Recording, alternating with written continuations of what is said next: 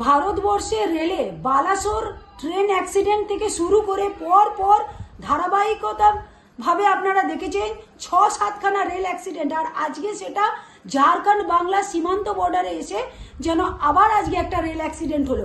এই মোদি গভর্নমেন্টে সাধারণ গরিব মানুষের জীবনের কোনো দাম নেই, রেলের যাত্রী সুরক্ষা নিয়ে এদের কোনো মাথা ব্যথা নেই। দিনের পর দিন রেলের টিকিটের দাম বাড়ছে, যাত্রী পরিষেবায় জিরো। মমতা ব্যানার্জি রেলমন্ত্রী থাকাকালীন যে তিনি যাত্রী সেফটি সিকিউরিটির জন্য যে ব্যবস্থা করেছিলেন তার কোনো তারা কর্ণপাত করেননি। তারা শুধু ভোটের সময় আসছেন, এই আরামবাগেই আসছেন, শোনা যাচ্ছে সূত্রের খবরে 1 তারিখে সেখানে এসে কতগুলো রেল প্রকল্প তিনি শুধু ফিতে কাটছেন। 10 বছরে মনে পড়েনি, ঠিক ভোটের মুহূর্তে এসে উনি ফিতে কাটছেন, আর আমাদের মুখ্যমন্ত্রী কাজ করে বেড়াচ্ছেন। আজকে এই যে